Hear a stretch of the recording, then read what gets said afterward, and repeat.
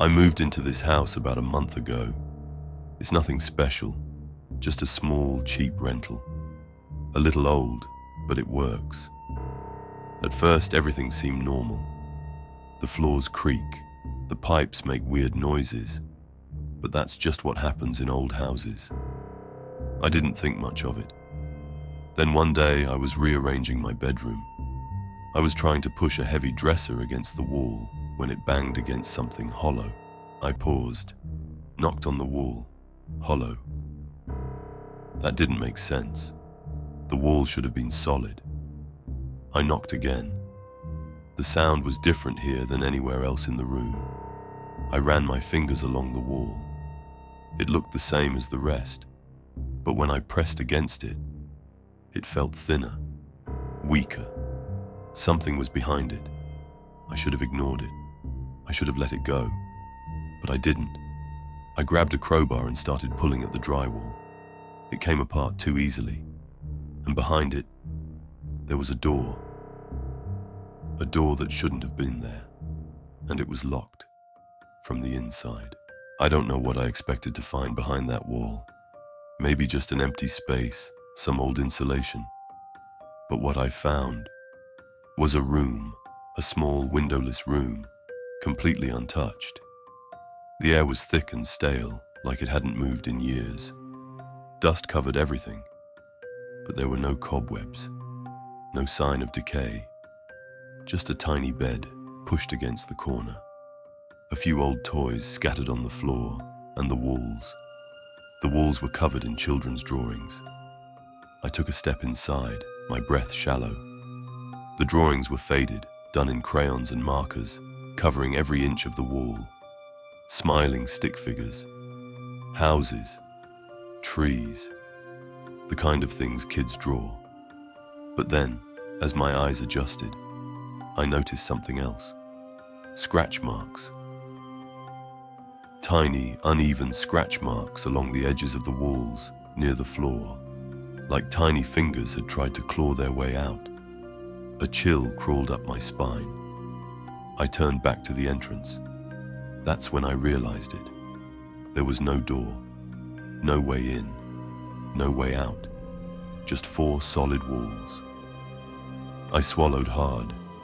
My skin prickled with something I couldn't name. Someone had lived here. But how did they get in? Or worse, how did they leave? Something about them was wrong.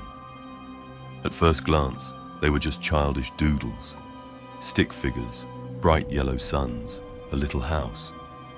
But the longer I looked, the more I noticed the details. One of the drawings showed a family, a tall man, a woman, and a small child standing between them. But the child's face was scribbled out, not just once, over and over. So many times the paper had nearly torn. A weird, uneasy feeling settled in my stomach. I stepped closer, scanning the other drawings. The next one showed a house. This house.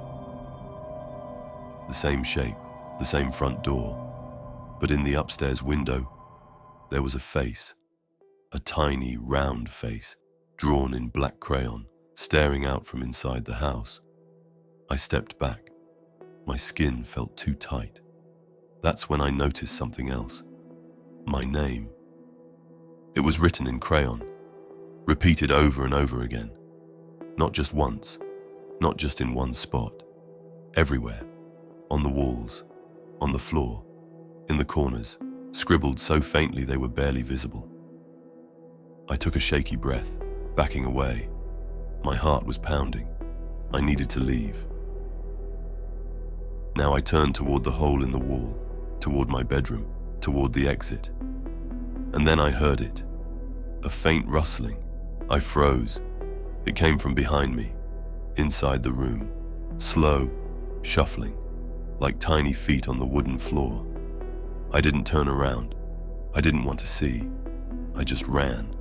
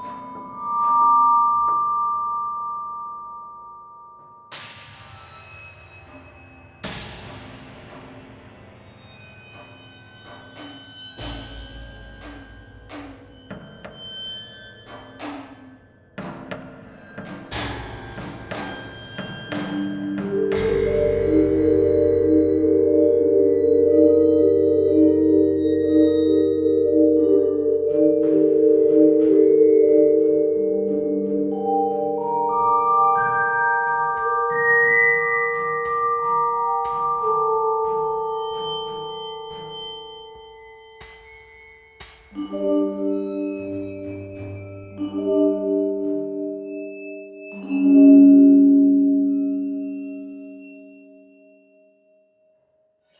used to live in a small apartment by myself. Nothing fancy, just a one-bedroom with a tiny kitchen and a window that overlooked the parking lot. It was quiet, mostly. A little lonely, but I didn't mind. But then, things started feeling off. At first, it was small things. I'd leave my keys on the kitchen counter, and later, I'd find them on the coffee table. I didn't think much of it. Maybe I forgot I moved them. Then I started noticing my closet door. I always kept it shut. Habit, I guess. But sometimes, when I came home, it would be open. Just a crack. I told myself I must have left it that way, that I wasn't paying attention. But I knew that wasn't true. Then one night, I woke up around 2 a.m. At first, I didn't know why. The room was dark, the only light coming from the street lamp outside. Everything was quiet. Then I heard it. Breathing. Not mine. It was coming from the closet. It was slow, deep, steady. I froze. My heart was pounding so hard I thought whoever or whatever was in there could hear it. I wanted to move, to grab my phone, to run, but I just laid there, listening. And then, the breathing stopped. I don't know what was worse, the sound or the sudden silence after it. I stayed there for what felt like an hour, too scared to move. Eventually, I convinced myself it was my mind playing tricks on me, that I was half asleep, imagining things. The next morning, I checked the closet. Nothing was there. But I never left the door open again. I started sleeping with the lights on. But the worst part? A few days later, I came home late. The apartment was silent, too silent. I stepped inside, shut the door, and something felt wrong. It wasn't just paranoia. The air felt heavy, like the room had been waiting for me. I took a slow breath. My skin prickled. Then my eyes landed on it. The closet door. It was open, just a crack. No, that wasn't possible. I always shut it. I swallowed hard. My heartbeat was in my ears. Then I saw it. Something moved inside. I stepped back, heart hammering. My hands were shaking, but I couldn't look away. Then a sound, a quiet laugh.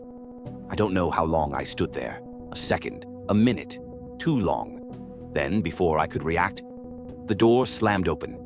Bang! I jumped back, nearly tripping over myself. The closet was empty. Nothing. No one. And then, before my brain could catch up, the door creaked and slowly, silently closed again. I bolted, didn't grab anything, didn't lock the door. I just ran. I called my landlord the next day to tell him I was moving out. What he told me still haunts me. He sighed, like this wasn't the first time he'd had this conversation. Yeah, look, I was gonna tell you earlier, but I didn't want to freak you out. The last tenant, the guy before you, he was homeless for a while. He used to sneak back into the apartment after he moved out. I guess he knew how to get in. Cops caught him in there once. Said he'd been living in the walls. My hands went cold. I swallowed hard. So, he's gone now? The landlord hesitated. I mean, as far as I know. I didn't say anything after that. I just hung up the phone and left. I never went back for the rest of my stuff. Because the way the landlord said it, the way he hesitated, it made me wonder. Did he ever really leave?